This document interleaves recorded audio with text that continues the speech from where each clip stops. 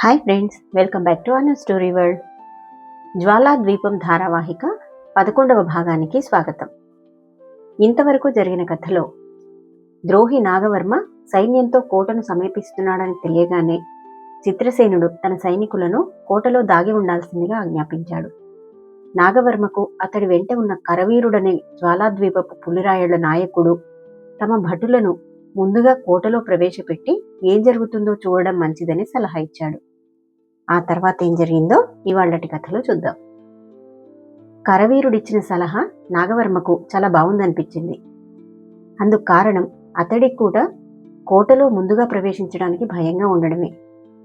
నాగవర్మ కూలిపోయిన కోట ద్వారం కేసి ఓ మారు పరీక్షగా చూసి తర్వాత కరవీరుడికేసి తల తిప్పి భలే ఆలోచన, అలాగే చేద్దాం అంటూ తన గుర్రాన్ని గిరుక్కున వెనక్కి మళ్లించి సైనికులతో, హే, మీరంతా నిర్భయంగా కోటలో ప్రవేశించవచ్చు. యుద్ధం లేకుండానే మనం కోట ఆక్రమించుకోగలగడం గొప్ప శుభసూచన. న్యాయం ధర్మం మన పక్షాన ఉంది కనుకే దేవుడు మనకిలాంటి అవకాశం కల్పించాడు అని గొంతెత్తి అరిచాడు. ఆ వెంటనే సైనికులు గుంపులు గుంపులుగా పడిపోయిన కోట ద్వారాల గుండా లోపలికి ప్రవేశించసాగారు. నాగవర్మ కరవీరుడు గుర్రాల మీద ఉండి కత్తి ఝుళిపిస్తూ, త్వరగా పదండి, కోట గోడలో పడిన కన్నాలను బురుజుల్ని బాగుచేసి మనం యుద్ధ సన్నద్ధులం కావాలి. త్వరలోనే తారకేశ్వరుడి సైన్యం మనను ముట్టడించవచ్చు అని హెచ్చరికలు జారీ చేశారు. సైన్యమంతా కోటలో ప్రవేశించింది. నాగవర్మ కరవీరుడు ఓ క్షణకాలం లోపల నుంచి ఏదైనా రణగణ ధ్వని వినబడుతుందేమో అని చూసి అలాంటిదేమీ లేకపోవడంతో ధైర్యం తెచ్చుకున్నారు. మనం అనవసరంగా భయపడ్డాం. కోటలో శత్రువులెవరూ లేరు. ఇక మనం కోట రక్షణలు బలపరుచుకునే ప్రయత్నాలు చేద్దాం అన్నాడు నాగవర్మ. కరవీరుడు అవునన్నట్టుగా తల ఊపాడు. ఆ వెంటనే ఇద్దరూ కూలిపోయిన కోట ద్వారాల నుంచి గుర్రాలను నడిపించారు. వాళ్ళ ఆ విధంగా ద్వారాలు దాటి 2-3 గజాలు లోపలికి వెళ్లారో లేదో హఠాత్తుగా సైన్యంలో సంక్షోభం పుట్టింది. రాక్షసులు, రాక్షసులు అని గుండె లవిసేలా కేకలు పెడుతూ కొందరు సైనికులు బయటికి పారిపోయేందుకు పరిగెత్తుకొస్తున్నారు. మోసం మహారాజా, మోసం! మనం నిలబడి వాళ్లతో యుద్ధం చేయలేం. ప్రాణాలుంటే మరోసారి వాళ్లను పట్టుకోవచ్చు. గుర్రాన్ని వెనక్కి తిప్పండి అంటూ కరవీరుడు తన గుర్రాన్ని గిరుక్కున వెనక్కి తిప్పాడు. హా, ద్రోహం, పిరికి పందలు అంటూ నాగవర్మ కూడా గుర్రాన్ని వెనక్కి తిప్పి కోట ముందున్న మైదానం కేసి దాన్ని పరిగెత్తించాడు. ద్రోహి నాగవర్మ పారిపోతున్నాడు, వాడు అడవి చేరే లోపలే పట్టుకోండి అన్న చిత్రసేనుడి కేకలు నాగవర్మకు వినిపించాయి. ఆ వెంటనే రాక్షసుల అట్టహాసాలతో పాటు కొన్ని రాతి గదలు రివ్వు రివ్వుమంటూ నాగవర్మ కరవీరులు ఎక్కిన గుర్రాల పక్కగా దూసుకుపోసాగాయి. రాక్షసులు మనను ఎలాగూ ప్రాణాలతో పట్టుకోలేమని తెలుసుకుని చంపేసేందుకే మన మీదికి రాతి గదలు విసురుతున్నారు. మహారాజా, మనం తొందరగా అడవిని చేరటం మంచిది అన్నాడు కరవీరుడు భయంతో వణికిపోతూ. ఎంత ద్రోహం, ఎంత ద్రోహం అంటూ నాగవర్మ పిచ్చివాడిలా కేకలు పెడుతూ గుర్రాన్ని మరింత వేగంగా అడవికేసి పరిగెత్తించాడు. అంతలో ఉగ్రాక్షుడు విసిరిన రాతి గద ఒకటి పక్కనే పరిగెత్తి వస్తున్న కరవీరుడి గుర్రాన్ని బలంగా తాకింది. గుర్రం పెద్దగా సకిలించి దభేమంటూ ముందుకు పడింది.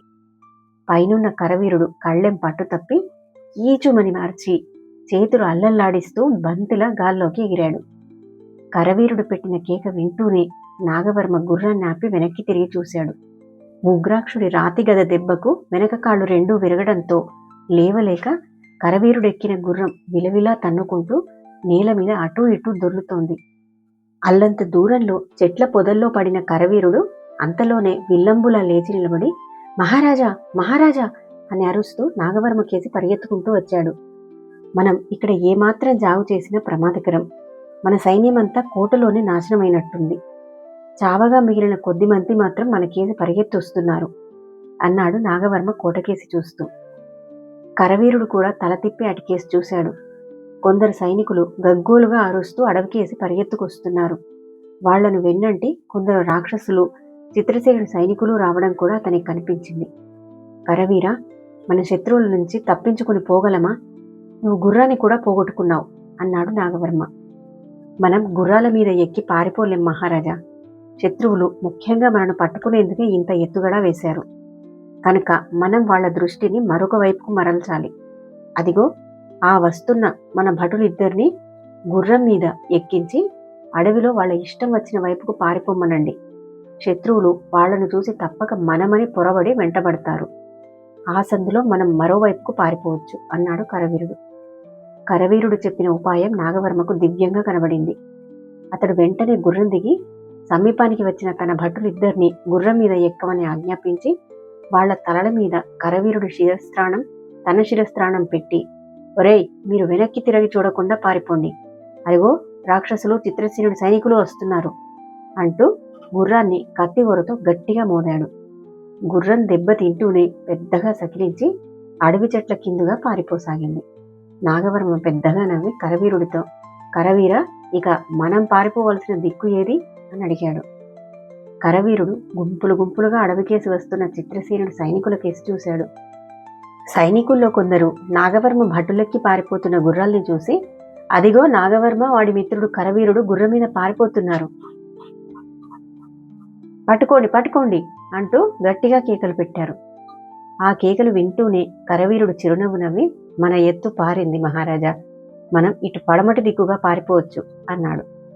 ఆ వెంటనే నాగవర్మ కరవీరుడు పొదలచాటున నక్కుతూ చిత్రసేనుడి సైనికుల కంటబడకుండా క్రమక్రమంగా కీకారణ్యంలోకి పారిపోయారు. చిత్రసేనుడు ఉగ్రాక్షుడు కోట ద్వారం దగ్గర నిలబడి తమ సైనికులు పట్టి తెచ్చిన శత్రుభటులను వాళ్ళ నాయకుడు ఎక్కడా అని ప్రశ్నించసాగారు. శత్రు సైనికులెవరికీ నాగవర్మ కరవీరుడు వేసిన ఎత్తుగడ సంగతి గాని, క్షేమంగా వాళ్ళు అడవిలోకి పారిపోయిన విషయం గాని తెలియదు. గుర్రాన్ని ఎక్కి పారిపోయే శత్రుభటులను చూసి నాగవర్మ కరవీరుడు అని భ్రమపడి వెంటబడిన సైనికులు కొంతసేపటికి తిరిగి వచ్చి అడవిలో వాళ్ళెక్కడో మాయమయ్యారని చిత్రసేనుడితో చెప్పారు. ఇంతకీ ఆ ద్రోహి నాగవర్మ మన చేతిలో పడకుండా పారిపోగలిగాడు అన్నాడు చిత్రసేనుడు ఎంతో నిస్పృహగా. మహారాజా, ఆ నాగవర్మను వాడి వెంట ఉన్న పులిరాయుడు కరవీరుణ్ణి పట్టుకునే పని నాకు వదలండి. ఇప్పుడే నా బంట్లను అడవి అంతా గాలించేందుకు పంపుతాను అన్నాడు ఉగ్రాక్షుడు. అతడు ఆజ్ఞాపించగానే కొందరు రాక్షసులు చేతికి దొరికిన ఆయుధాలను పట్టుకుని అడవిలో నలుమూలలకు పరిగెత్తారు. ఆ తర్వాత కొంతసేపటికి చిత్రసేనుడు తన తండ్రికి సహాయంగా పంపిన సేనానాయకుడు, ఆ వెనకగా తారకేశ్వరుడు సైన్యాలతో సహా వచ్చారు. తన కుమారుడు ఎవరి సహాయం లేకుండానే కపిలపురం కోటను పట్టుకున్న సంగతి విని తారకేశ్వర మహారాజు చాలా సంతోషించాడు. కానీ నాగవర్మ ప్రాణాలతో పారిపోవడం అతడికి బాధ కలిగించింది. ఆ ద్రోహి బతికి ఉండడం మనకెప్పటికీ ప్రమాదకరమే. వాడికి జ్వాలాద్వీపపు పులిరాయుళ్లకు ఉన్న స్నేహ సంబంధాల వల్ల ఏదో ఒకనాడు వాళ్ళు భయంకర పక్షులతో మన మీద దాడి చేయడానికి ప్రయత్నించకపోరు అన్నాడు ఆయన. ఈ భయం అక్కడున్న ప్రతి ఒక్కరికి ఉండనే ఉంది. అందరూ ఉగ్రాక్షుడు పంపిన రాక్షస బంట్లు ఆ ద్రోహులిద్దరిని ఏ విధంగానైనా పట్టి తేగలరని పెద్ద ఆశ పెట్టుకున్నారు. కపిలపురం రాజు వీరసింహుడికి చిత్రసేనుడు తన తండ్రిని పరిచయం చేశాడు. వీరసింహుడు తనకు చిత్రసేనుడు చేసిన సహాయం సంగతి తారకేశ్వరుడితో వివరంగా చెప్పి, ఇక నేను రాజ్యపాలనా భారం వదులుకోదలిచాను. నాకు పుత్రులు లేరు, ఉన్నది ఒకగానొక కుమార్తె, మీతో వియ్యమందాలని ఉంది అన్నాడు. తారకేశ్వరుడు అంతకు పూర్వమే రాకుమార్తె కాంతిమతిని చూశాడు. చిత్రసేనుడు ఆమెను ప్రేమించి ఉన్నట్టు కూడా సైనికుల సంభాషణను బట్టి గ్రహించాడు. ఒక్క దెబ్బతో తన కుమారుడు ప్రేమించిన రాజకుమార్తెను వివాహమాడటమే కాక తన రాజ్యాన్ని కూడా రెండింతలు చేసుకోగలడు. ఈ కారణాల వల్ల తారకేశ్వరుడు చిత్రసేన కాంతిమతుల వివాహానికి పరమానందంగా వెంటనే అంగీకారం తెలియపరిచాడు. త్వరలోనే వివాహ ముహూర్తం నిర్ణయించబడింది. వివాహం రోజున చిత్రసేనుడు సైనికులకు సేనానాయకులకు చక్కటి బహుమానాలిచ్చాడు. అతడు ముఖ్యంగా తనకు మొదటి నుంచి సహాయంగా ఉన్న ఉగ్రాక్షుడికి ఏదైనా విలువైన బహుమానం ఇవ్వాలనుకున్నాడు. ఉగ్రాక్ష, నువ్వు నాకు చేసిన సహాయం అమూల్యమైంది. నేను కాంతిమతి కూడా నీకు చాలా కృతజ్ఞులం. ఈ వివాహ సందర్భంగా నీకు ఎలాంటి బహుమానం కావాలో కోరుకో అన్నాడు చిత్రసేనుడు. మహారాజా, మీరు మరోసారి ఆలోచించుకుని వాగ్దానం చేయండి. నేను కోరబోయే బహుమానం మీకు కష్టం కలిగించవచ్చు అన్నాడు ఉగ్రాక్షుడు. అలాంటిదేం ఉండదు, కోరుకో అన్నాడు చిత్రసేనుడు. మహారాజా, నేను మిమ్మల్ని మొట్టమొదటగా కోరిన కోరికే మీకు పుట్టబోయే పిల్లల్లో పెద్దవాణ్ణి 18వ ఏడు రాగానే నా పరం చేయమని. కానీ ప్రస్తుతం కొన్ని కారణాల వల్ల నా మనసు మార్చుకున్నాను. ఇప్పుడు నేను కోరేదేమిటంటే, మీకు పుట్టబోయే ప్రథమ సంతానం మగ పిల్లవాడైనా ఆడపిల్లైనా సరే, 5వ ఏటనే నా పరం చేయాలని అన్నాడు ఉగ్రాక్షుడు. ఈ కోరిక వింటూనే చిత్రసేనుడు నిర్విణ్ణుడయ్యాడు. కాని అంతలోనే అతడికి ఒక ఆలోచన వచ్చింది. తన ప్రథమ సంతానాన్ని ఏదో ఒకనాడు రాక్షసుడికి వప్పు చెప్పాల్సి రావడం తప్పనప్పుడు అది 18వ ఏట అయితేనే 5వ ఏట అయితేనే. ఉగ్రాక్ష, నువ్వు కోరిన విధంగానే జరుగుతుంది అన్నాడు చిత్రసేనుడు గంభీరంగా.